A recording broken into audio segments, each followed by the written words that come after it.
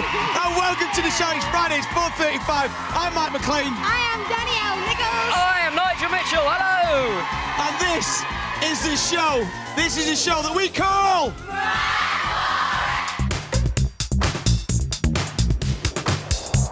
Hello and welcome to another nostalgia-filled edition of the Throwback Attack podcast. My name's Jack, and in this edition, we'll be discussing memories of 90s Nickelodeon and CITV.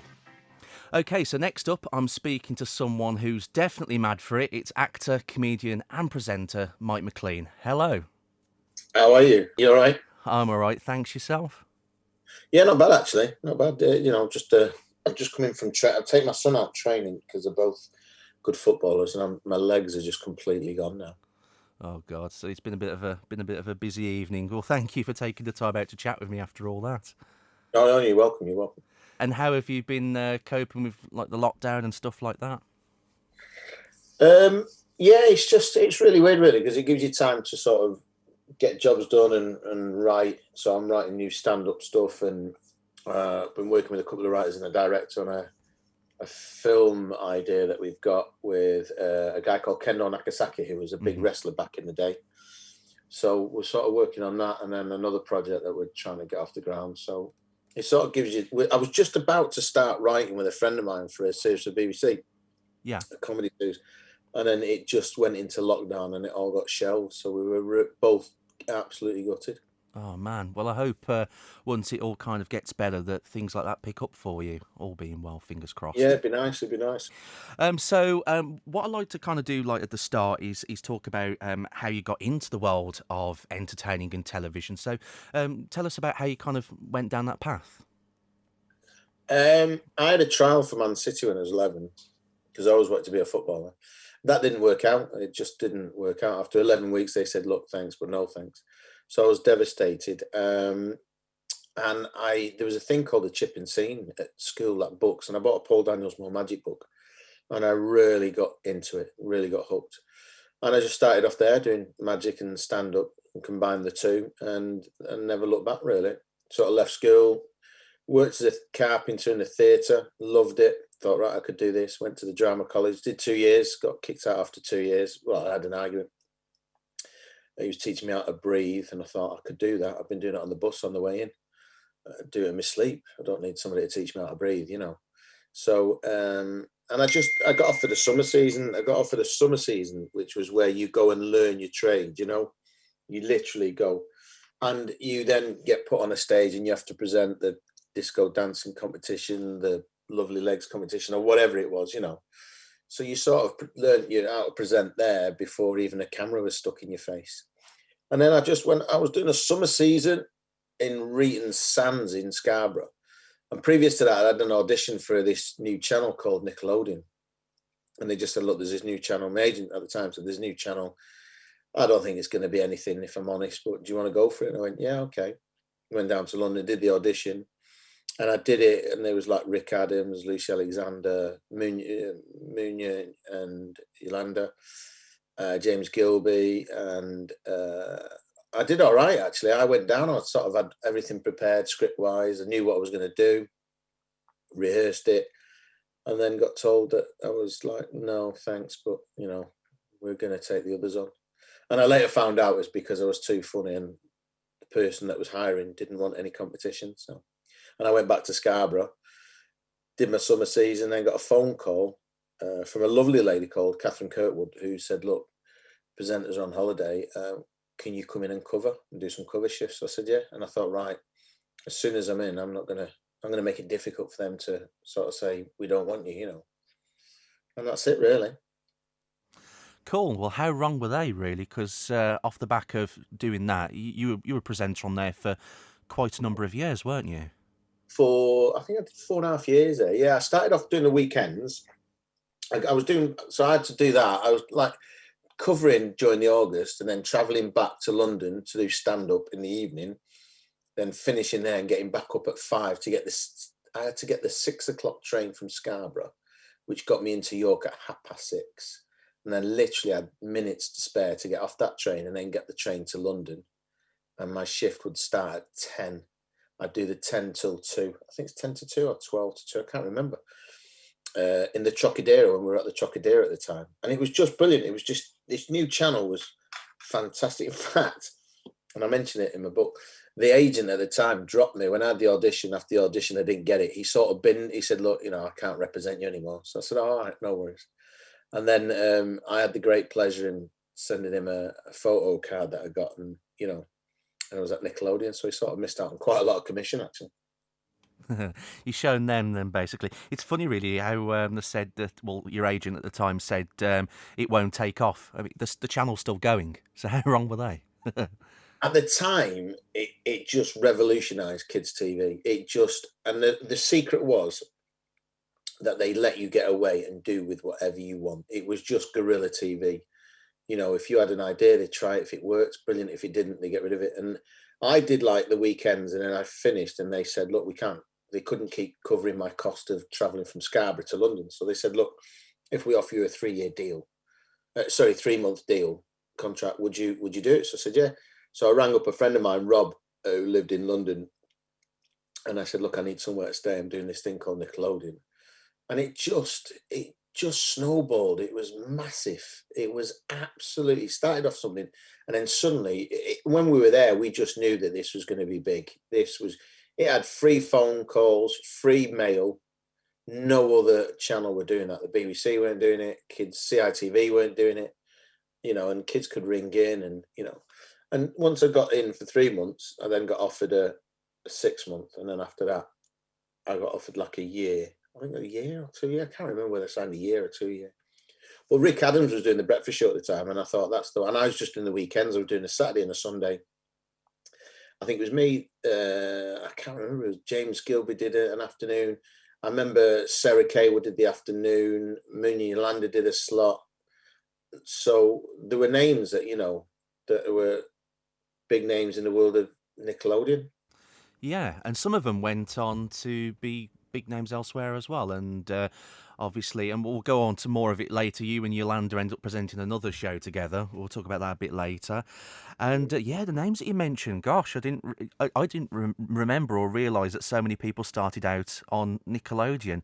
And it was very different. I mean, I haven't watched any kids' TV in a long time, but like you said, that guerrilla format. I don't even think they do in-vision continuity on Nickelodeon anymore. I think that's a thing of the past. They don't. I took my kids to London. I said, look, I was moving flat off my house and flat side, and I found some VHS tapes, and I had a VHS player, believe it or not.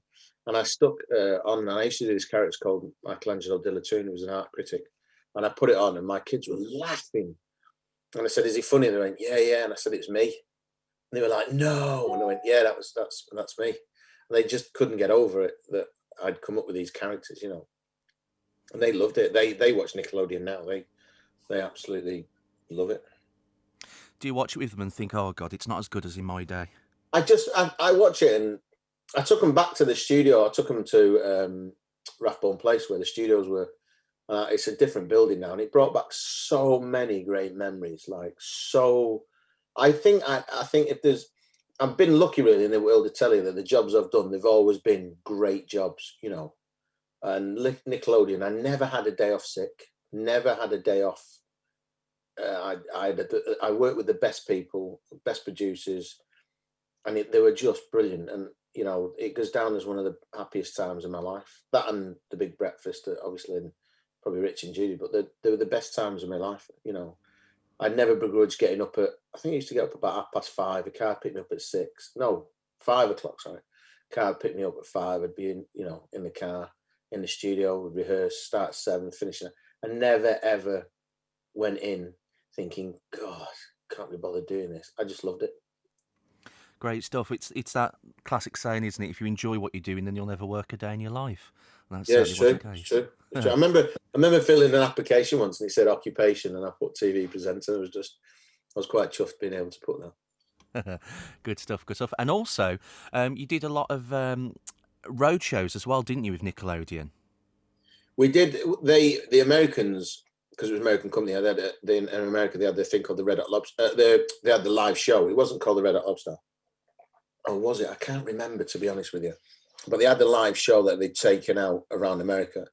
and nobody at Nickelodeon could do live. And because I came from a live and a stand-up background, they asked if I would do it. And it was really weird because they said, look, can you do it and we'll pay you extra? And I was like, what? You'll pay me extra? They were like, yeah. And I was like, right. So what they used to do was I'd stay on air. I used to do all the TV stuff until July. I'd get taken off and maybe do the odd pre-record, but then I'd go on tour. So we had to go to America, and they shown us this show that they did. And the producers over there and the directors, and they said, look, you think you can do it in England? I said, yeah. But I tell you what won't work. They used to have this massive, big inflatable ball that they used to throw out in the crowd. And, And I said, that'll never work in England. They said, why not? I said, because somebody will punch it, burst it, or nick it. And 2, we don't have the weather. Because I went to, I can't remember where I went to LA. I flew to LA. They flew me to LA to watch it and then watch it being done. And there were 3 20-minute shows. And I was like, yeah, but they weren't. It was just, it's hard to explain because everything's, as soon as the presenters walk on stage, they scream. If you go, we're going to do this, they go, yeah, they're really over the top, the Americans. And I was like, right, okay, this is going to take some work in England, But I went over, met with the producers. We went through it. They came over to England and they were great. We sat down and I said, look, I've got this idea. And they loved the ideas that I brought to the table. And I said, look, we can do this, this, and this, and this. And I was like, yeah. And it worked. It just absolutely, I think they did 3 years of touring. And they were 22, 23 dates. It was tiring, but it was brilliant. I had a really good mate from Manchester called Chris Pearson, who was a tour manager. And I'd not seen or worked with Chris for years, and he ended up getting a gig, and we just had a right laugh. Can you imagine getting paid and just to go on stage and have a laugh and custard pie everybody, gunge everybody, And they spent a fortune on it. They spent a massive amount of money on it, and it was brilliant. It was successful everywhere. The only thing we just didn't have was the weather. Yeah, that's very true over here in the summer. To sum up the Nickelodeon days, is there one memory or one particular time that you kind of think that's my favourite time or favourite thing that happened? I think the things that went on behind the scenes were, the thing with Nickelodeon was that all the presenters got on really well. There wasn't any bitchiness. I got on really well with James. I got on well with Nigel Mitchell. I got on well with Mooney and Yolanda. I started to get on well with Helen Chamberlain. She left and went and did Soccer AM. Sarah Kay would have gotten brilliantly with. Then she left and went and did the Girly Show. Lucy Alexander, she left and went over to the BBC. But we got on really well. We'd finish work on a Friday. We'd go out and socialise on a Friday. And on Rathbone Place, there's 2 pubs, the Marcus of Granby and somewhere else. I just remember one night finishing, we'd pre-recorded all Friday. I used to have to do the breakfast show, finish the breakfast show, then pre-record on Friday for everything to go out on Saturday. And it was a long day. And I worked with a great mate of mine called Dino Sharalambis, a great director. And we'd finished and he just said, and we were talking about racing. He said, I could beat you. I said, you'll never beat me. I'll beat you. And he said, no. And everybody was at the top of Rathbone Place. And we had a race from the top of the street down to the bottom, And and so as we were running past, someone just went, isn't that a presenter? And I just shouted out, yeah, and then just carried on running, But the camaraderie with everybody was just fantastic. Really, really good. I used to do panto at Christmas. They'd release me, I was asked if I could do panto, and they'd release me for 4 weeks. And that Christmas trip for them, their Christmas trip was to get a coach and come and see me in panto wherever I was. So it was a good laugh. It was funny watching the people in the audience when they turned around and you got Mooney and Yolanda there, and because they were big. Mooney and Yolanda were so popular. Everybody thought they were twins, and they weren't. They were just best mates. But everybody loved Mooney and Yolanda. I loved Mooney and Yolanda. I thought they were great, and two very good presenters. They started off working in a shoe shop, and then they got their break, and they were brilliant presenters, really good presenters. Nigel Mitchell. And he went over to, I think, Disney. Cracking presenter, young lad, but what a presenter. I was in awe of all of them. I thought they were all fantastic presenters. Absolutely. Great stuff and great days. Moving on from Nickelodeon, so there's a couple of other shows I want to talk about. And there's one that I vaguely remember, and I'm not sure, I don't know if many people remember it, and I think it was about the same time as Nickelodeon. A show called It's Not Fair, which was a game show set in a fairground, I seem to remember. Yeah, it was in Scratchy and Co. It was a little segment. Yeah, ITV just came over when I was at Nickelodeon and just said, look, we've got this game show. We'd like you to do it. And Nickelodeon said no at the time. They just said, no, we're not going to give you... It was shot in a week. It was 13 episodes, or 12 or 13 episodes in a week. And they said, no, we're not going to let you do it. So I just said, well, I'm going to leave. And then they said, all right, we'll let you do it. So I'd sort of established myself in Nickelodeon then. I was sort of like doing the breakfast show. I was sort of like, not sounding big headed, but I was like top of the tree, you know. So, and I really wanted, Michael Forte kids just came in and said, look, and David Mercer from ITV said, look, we've got this and would you like to do it? So I said, yeah. And I did it. And I remember Richard Bradley was the director, great guy. And on the first day of filming, my voice had gone just completely, I don't know if it was nerves or I think I was tired because I was doing that and doing a thing called Fish and Chips for Nickelodeon. And that's the only show that I didn't enjoy doing. And I had to do this. It's not fair. And it was just at the time when on ITV, there was Jez Edwards was doing a show on ITV. He was a good mate of mine.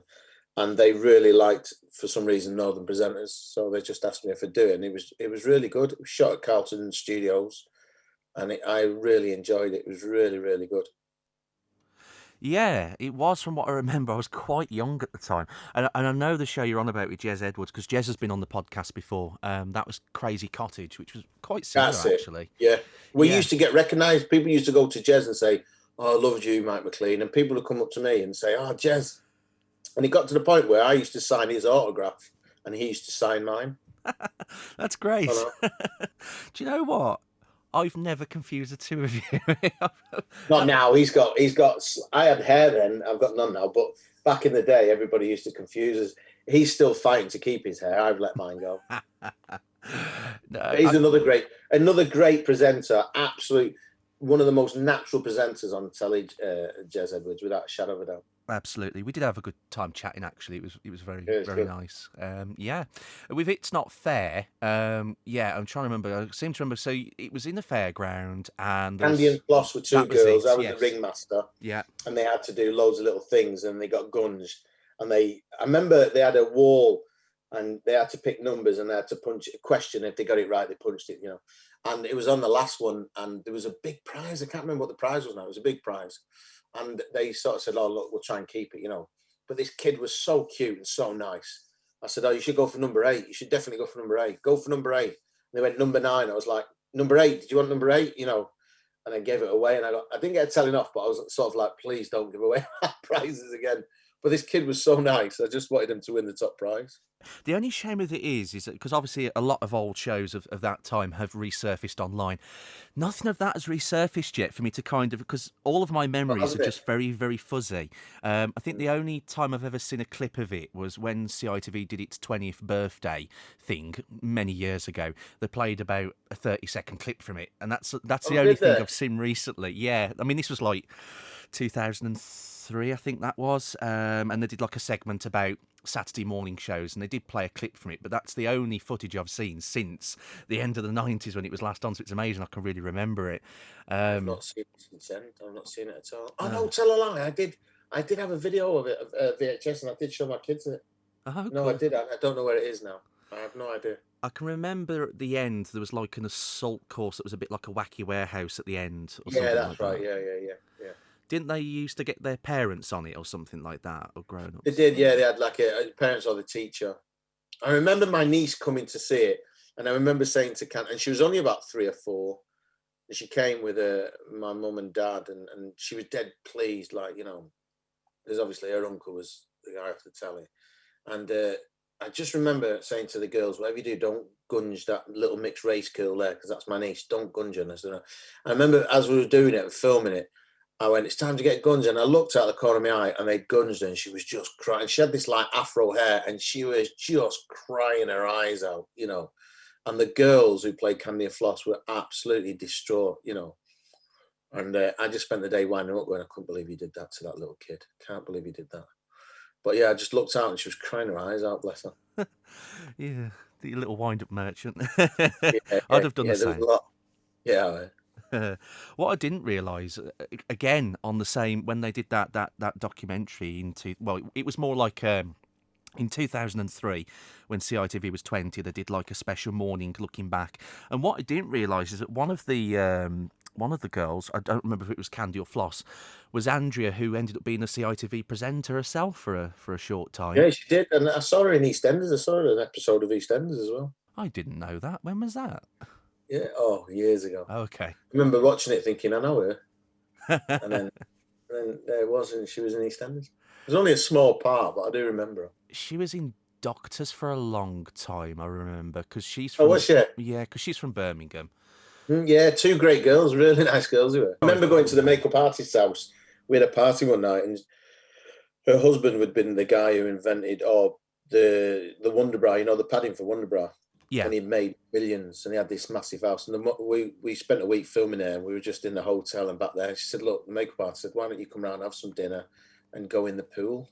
I was like, you got a swimming pool? She said, yeah. So she had this swimming pool, and she had this, and we were just in this. I've got a photograph somewhere, and her, me, Andy Collins, and we were just in this pool having the best time ever. And I remember just sitting at the bottom of the pool with this tank on and goggles, just dead relaxed, just while they were jumping about.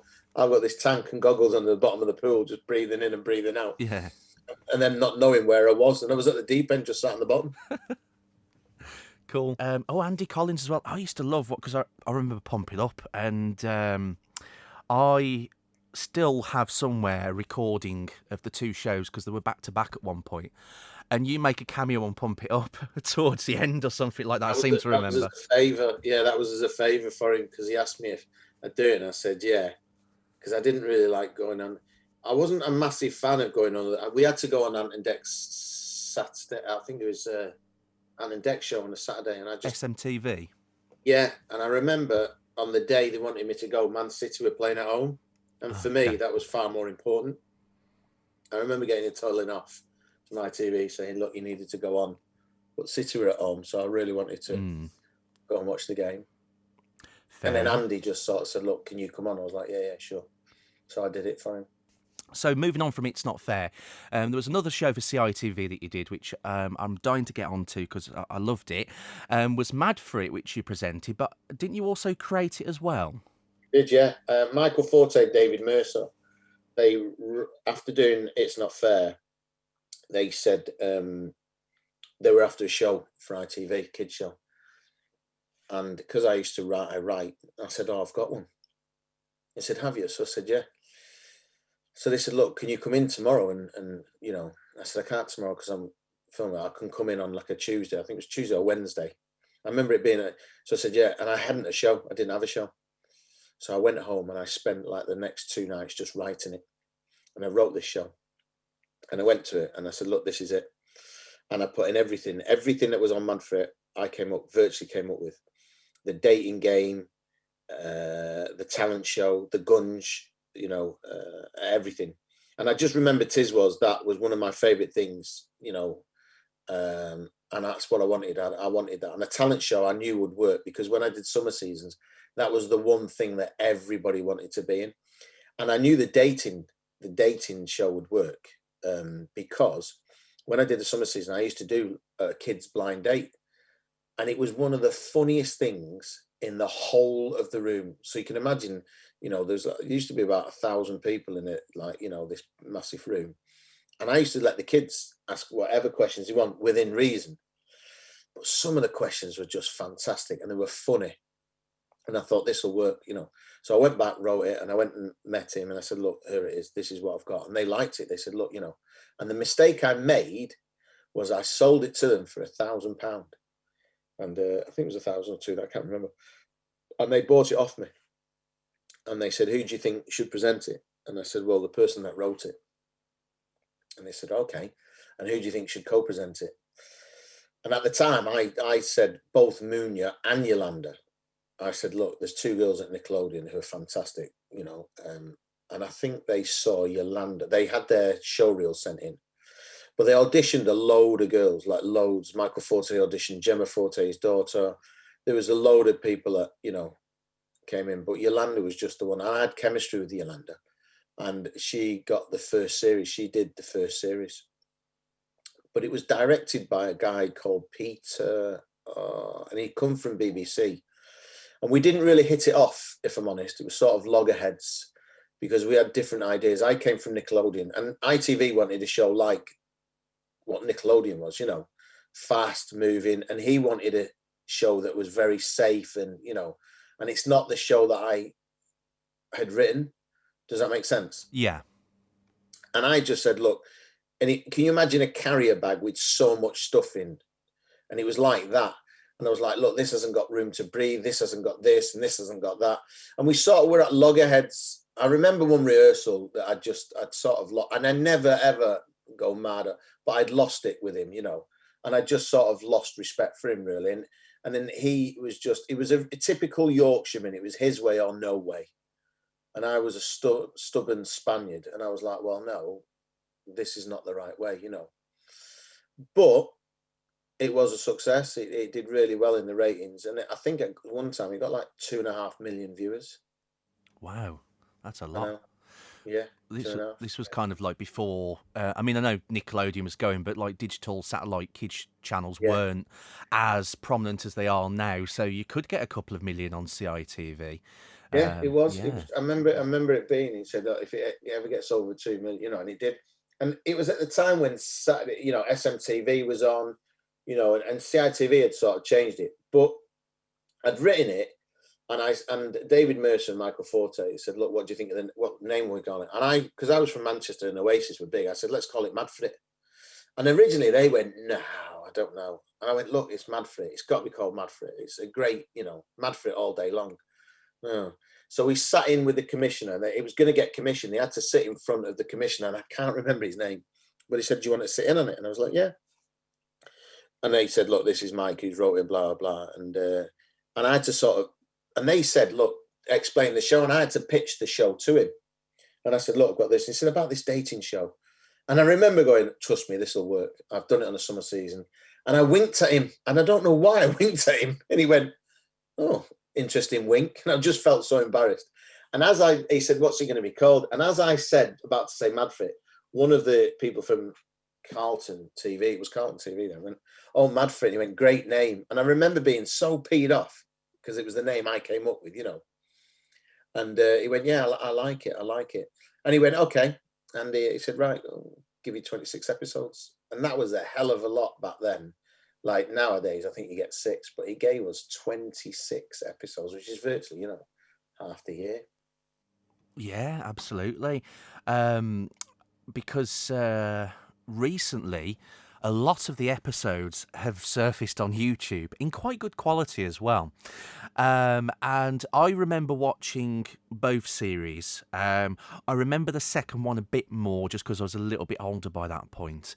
And yeah, 26 episodes is crazy. It's 6 months. And I always saw the show as a bit like a Saturday morning show. It just happened to be on in the afternoon on a weekday in half an hour. But it could have worked. Yeah, live as well. It could have worked as a Saturday morning show, but SMTV was the stalwart at the time.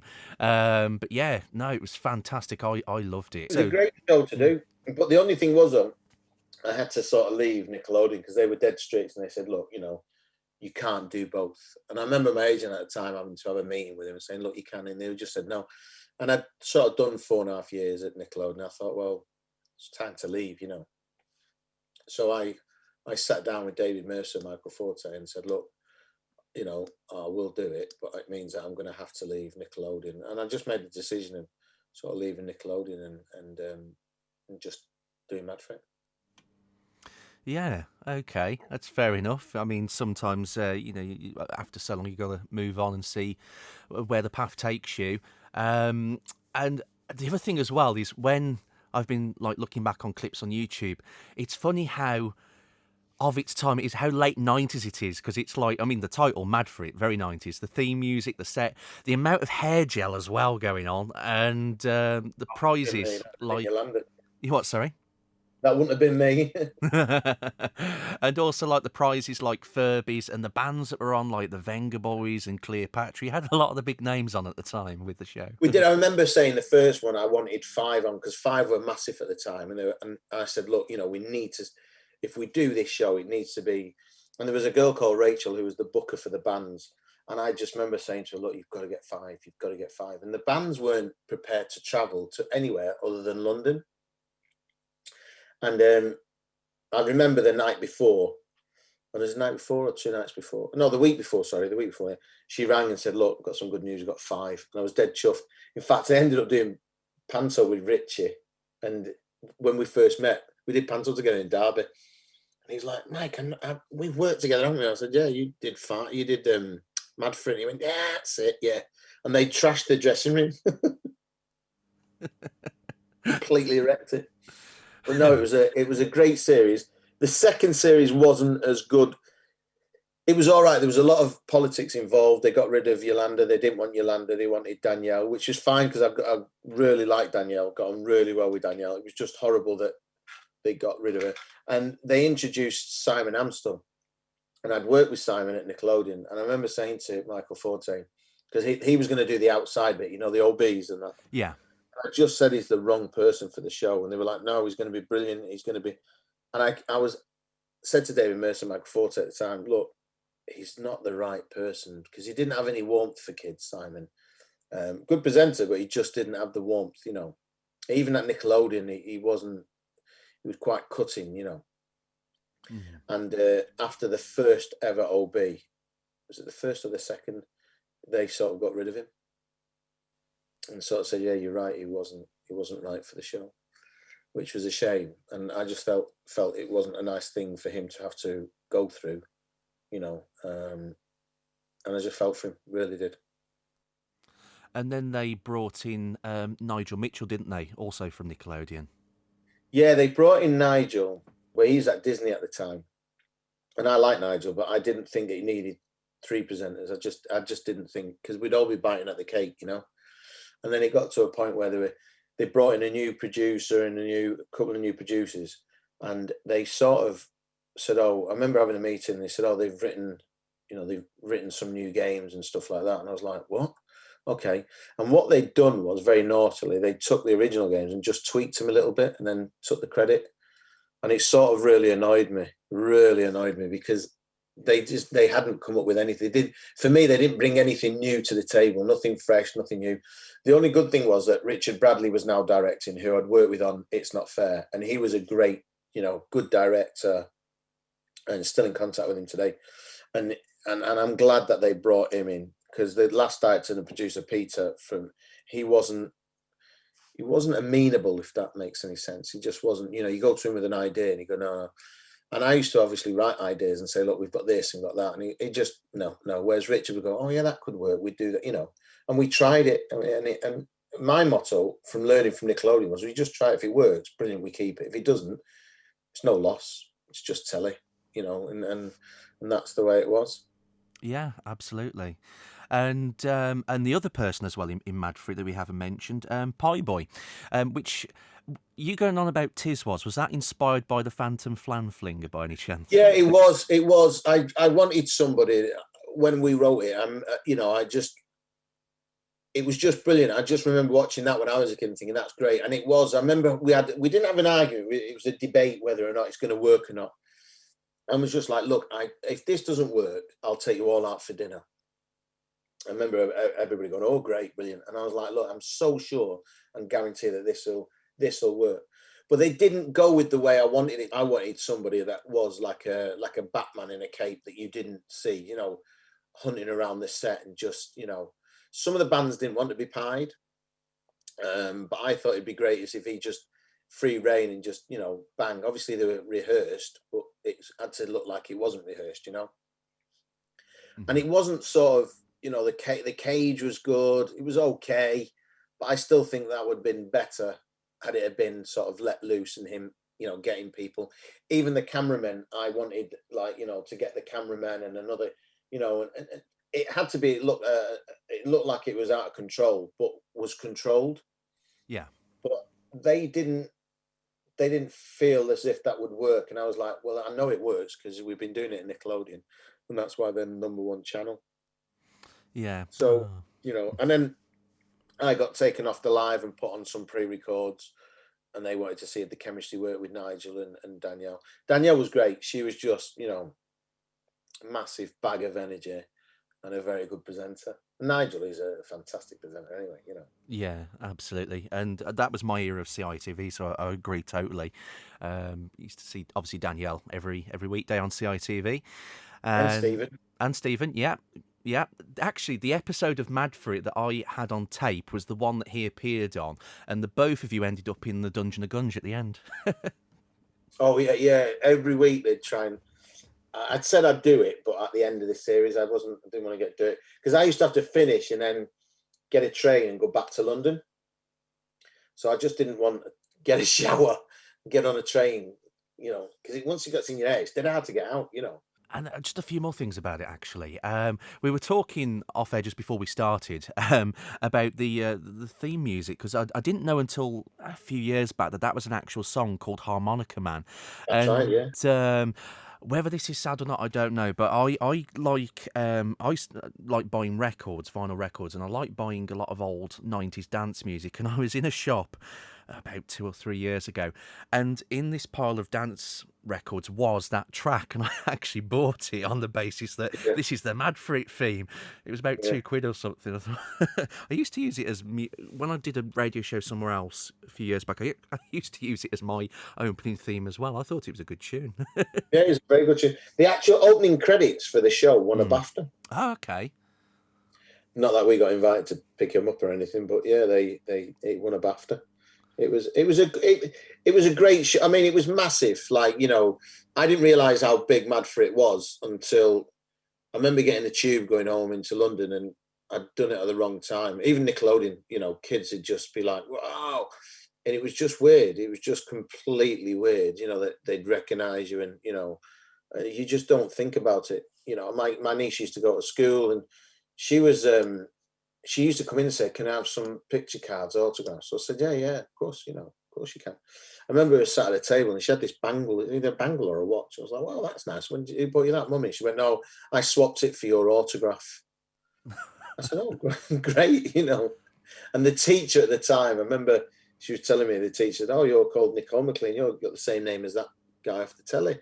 And she said, yeah, he's my uncle. And the teacher sort of said, oh, okay, sit down, whatever, And she came home and told me. And I think Mad for It was on a Wednesday, or the second series was on a Friday, I think. Yeah. On a Tuesday, I went to pick her up. I said, look, I'll pick you up on a Tuesday. And I went to pick her up, and the teacher sort of face dropped when I walked in, She sort of said, I told you he was my uncle. That's cool. And one of the claims to fame with that show, actually, because you mentioned earlier there was like a talent show segment which was called Stars Up Their Nose. Katie Melua was on it, wasn't she, before she was big? Yeah, they had a few, apparently. I think they had that, and the people that used to answer the phones, I think they came from the Nottingham Theatre Workshop. 2 of them became well-known actresses. I can't remember who it was, but yeah, Katie Melua, she was on Mad for It. I didn't know until afterwards. Somebody said, somebody in an interview, and she had it. Do you remember? And I was like, no. He said, yeah, she came on your show, Mad for It. I was like, oh, right, okay. Oh, yeah. Okay. The best bit of Mad for It was rehearsals, because we used to have the bands in, and we used to rehearse the bands, the shots for the bands. Yeah. So in order to do that, the band didn't come in that day. They didn't come in the afternoon. They'd come in later on, for the dress rehearsal and stuff. But we used to sit in and pretend we were the band. And I always played the drums, no matter who it was, whichever band it was. And we'd have the floor managers, singers. It was brilliant. You know what? It was my one bit where I loved it. I absolutely thoroughly enjoyed it. It was just fantastic. We all used to get up and pretend like if we were 5, and we'd all try and do the movements, to the band and all that. And I always thought if this was ever filmed and released, it'd make a fantastic sort of video. I'd love to see that. If the footage exists out there, I'd love to see that. Oh, so would I. Yeah, well, thank you for creating such a great show that holds very fond memories for me. I absolutely loved it.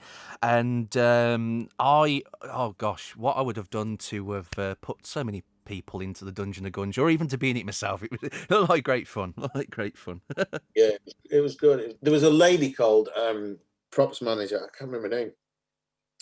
She's in my book. I mentioned it in my book, and she used to have to make all the guns. She was brilliant. She was. She hated it. She absolutely hated it because that was her job. She absolutely just, I used to wind her up going, and the second series is going to be an even bigger cage with bigger guns. And I can't repeat what I should say. I just think the only shame with it is that, like you said, the first series had 26, the second series had a shorter run, 13, and then that was it. Just 2 series. It was a shame. Yeah, because the commission. I tell you what happened. The guy that commissioned it, and I can't remember his name, went over to BBC. He went over to the BBC, and he just didn't want that because it was doing so well. He sort of he wouldn't commission it again for another run because we actually thought it was going to get another run. We thought, oh, this is going to get another run. It was doing well, and he went over. He got I can't remember his name, but he got a big job at the BBC, and before he went, he just didn't commission it because he didn't want it to go. And then the BBC ended up doing a talent show. I can't remember what it was called, but he basically nicked the idea and ended up doing a talent show. I'm trying to think of the name. I can't think at all. No. Oh well. And had I not sold it that right to ITV, I would have kept it and then probably taken it to the BBC when they didn't commission it and say, look, do you want his, do you want to put it on BBC? But it was belonged to Carlton TV, so I couldn't, which was a shame. But I did get a lot of people say at the end of it they were gutted that it sort of finished, But it was good. I'm a great believer in that. Leave them wanting more. Don't. Yeah, absolutely. And I guess the thing that shows you that it was popular and people loved it is, to this day, 20 years on since it finished. I can't believe it, but 20 years on since it finished, people still ask you about it. Yeah, they do. It's more the my kids go to school and it's their mums and dads sort of remember it and remember other shows that I've done. It's bizarre. It's really bizarre. To me, it was just a job. It was a nice job, great show. I wrote it and got it commissioned, and I'm dead chuffed that I did, and I'm glad. I'd always loved watching TV, kids TV, when I grew up. Growing up, I always thought Tiswas was great, Swap Shop was great, and I thought it'd be great to do a show like this, and then to do it was just really nice. Absolutely. So we'll kind of just move on to a few things you've done since then, as we head towards the end. After that, you moved into the world of grown-up telly. You moved over to Channel 4, did The Big Breakfast and Richard and Judy. Tell us a bit about your time doing that. Well, the transition from kids to adults is quite a difficult one.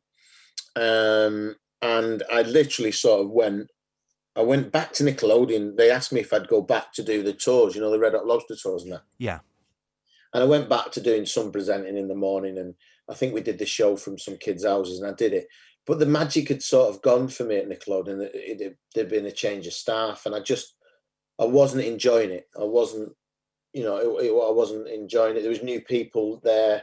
Lee Francis, who does the thing on ITV2, he was doing characters there, and I thought, oh, I'll leave it. So I said yes to doing the tour, Nickelodeon, the Red Hot Lobster tour, because none of the presenters could do live. None of them could do it. And during the time, a woman called Judy who used to work at Nickelodeon, rang me up and said, look, do you fancy auditioning for this Big Breakfast, the outside broadcast? Because it's going to be all changed. And I said, yeah, okay. So I sent in my reel and they said, look, can you come in for an audition? And I did it. And then that was it. Then he just said, yeah, look, would you like to cover? So when Johnny was in Spain, Richard would go in the house and I would do Richard's. And then after a while, they just said, look, Johnny's leaving. Johnny left. And then Richard was going in the house and they just said, look, would you like to do it? Well, Paul Tonkinson did it at first with Donna Eyre and Amanda Byram. And they said, look, would you like to do the outside bit? And I said, yeah, I'd love to. So I signed. And then it all changed. Paul did a bit. And it just didn't work. It didn't. They sort of tried to change the Big Breakfast from what it was to something new, And I'm a great believer in if it's not broke, don't fix it. The Breakfast was doing well. It just needed a new team of producers and ideas to get it going. Like any show, really, you'll have their stale moments, and the OB, I was doing the OBs outside, and then they were doing really well. I had a great team. I had like a guy called Paul Conley and Gareth Cornick, two great producers, and we were going out and making these outside broadcasts, and they were fun, really, really fun, and these short little films. And then a woman called Elsa Sharp said, "Look, would you be interested in doing all the junkets? So you'd have to fly to New York and interview whoever was over promoting a film." And I was like, "Yeah, I'd love to." So I started doing them as well, and I was doing really well. And then it changed. They got rid of the exec producer, who's sadly passed away since, and brought in the original Ben Rigdon, and just went back to the old format, and it worked. Started doing well, And then, like everything else, somebody at Channel 4 just went, "Look, we're going to call it a day on the Big Breakfast," which was a real shame. I still think to this day, if the Big Breakfast was on TV now, it'd be probably the most watched program on British TV. Yeah, I think I agree. We just need something different, really. A lot of breakfast telly can be a bit boring, and that just livens it up a bit. I think the world we live in now, we're too safe. I think Channel 4 is scared of upsetting somebody. You look back at telly years ago, I feel sorry for my kids because they didn't grow up watching Saturday morning TV. You did, I did, and Saturday morning TV was a great thing. It was an institution. My kids they don't watch Saturday morning TV. But it was a shame. It was it was another great job. I was very lucky that I went to do a job that, I really, really enjoyed. Absolutely loved it. I didn't think anything would beat Nickelodeon, and that came close to it, Really, really good job. Really loved it. Met so many interesting people, worked with some great people, met some right arseholes, and had the best time ever. Great, and then you moved on to the Richard and Judy show, and interviewed a lot of very big names. Yeah, well, Gareth Cornick, who I worked with on the Big Breakfast, he went over to Richard and Judy, and they wanted somebody to do the outside. And he rang me and said, "Look, would you be interested?" So I said, "Yeah." And I had to go and have a meeting with Richard and Judy at their house. So I had a meeting with them, and we did an outside broadcast when they finished This Morning. Do you remember when they used to host This Morning? Yes. And we went and delivered a cake. It was a nice OB, and he remembered it. So my first OB was in Blackpool with a load of sci-fi fans and that. And he was great. And then after that, I spent 7 years with them as their, outside reporter and that. And there were 7 great years. Again, I know I keep saying it, but again, really, really lucky to sort of work with the king and queen of TV. You don't realise how popular they are. When it finished, the amount of times, if I had £1 for every time somebody went, "How's Judy? Have you seen her without her makeup on?" I literally would be a millionaire. Oh gosh. Good stuff.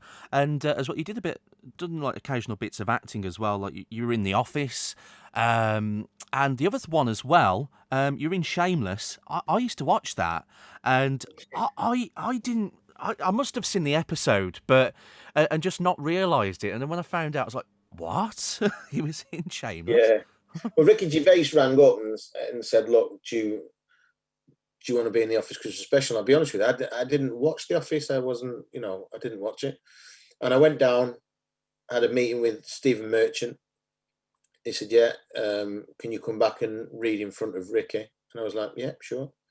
Went there, had a fantastic meeting with him, and then did it. And one of the nicest people I've ever worked with. He was just brilliant, really, really good. But once he gets you laughing, that's it. It's like a dog with a bone, he won't let you go. And I did it. And I didn't realise how big The Office was and how big the Christmas special was. I was in Panto in Shrewsbury, and it came on.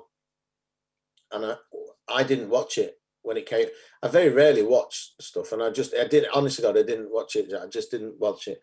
And the next day I woke up, and there must have been about 40 to 50 text messages of people going, "Oh my God, you're in The Office. Oh my God, you're in The Office. You're in The Office, and in The Office." And the people I had the digs with, the house that I lived at, even the woman was like, "Oh my God." Suddenly went from having crap breakfast to whatever you wanted for breakfast, It was just so powerful. It was really, really big. And And Shameless, I just got asked if I'd like to play his father, Tony. I'd gone in for another part, and I didn't quite get that part. And they said, look, we got this part. And it was just a couple of days filming. The first day filming, I had to be tied naked to a tree.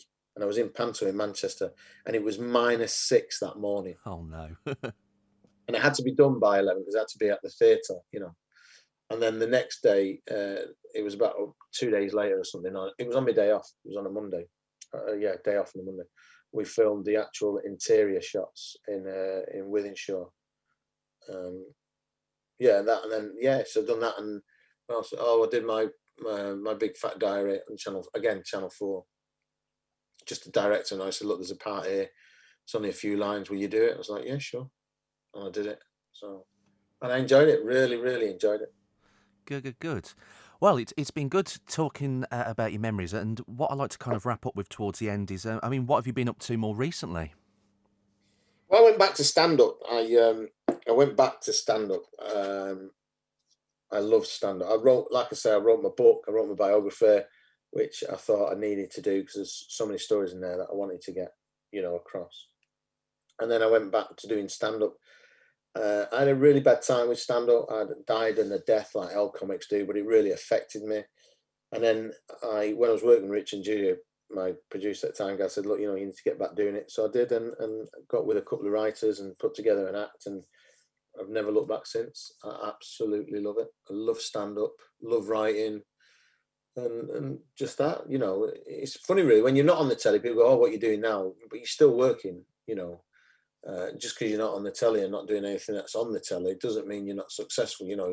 I think any day, if anybody's working these days and making a living from this business, then to me, they're successful, I got offered the first ever I'm a Celebrity, get me out of here, and I turned it down. And, at the time I got offered Big Brother, and I just didn't want to do reality TV. I never wanted to do reality TV. It wasn't for me. And I probably still wouldn't do it now. I'd probably do The Jungle, but that's about the only one, But I enjoy being a dad now. I've got 2 kids, and I love making them laugh as much as I've made everybody else laugh.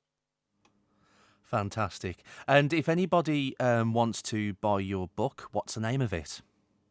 It's called Oh, I Remember Him, because when people see it, they go, oh, yeah, I remember him. And the title was given to me by Gareth Cornick, really good, great title. And they can get it either from Amazon or direct from mikemcclean.co.uk. Just go on the website and get it there. Great stuff. And people can follow you on Twitter as well if they want to. Sure, yeah. And share. Just don't follow me to my house, Well, I have to say, it's been a joy chatting with you, and also especially reminiscing about the kids' TV stuff, because I'm a huge fan. And loved it. Thank you very much. Thank you. You're welcome, Jack. Thank you for having me on. It's a pleasure. A big thanks to Mike there, and thank you for listening as well. I'll be back next month with another great interview, and don't forget there's plenty of previous editions to listen back on too. Until next time, I'll see you soon.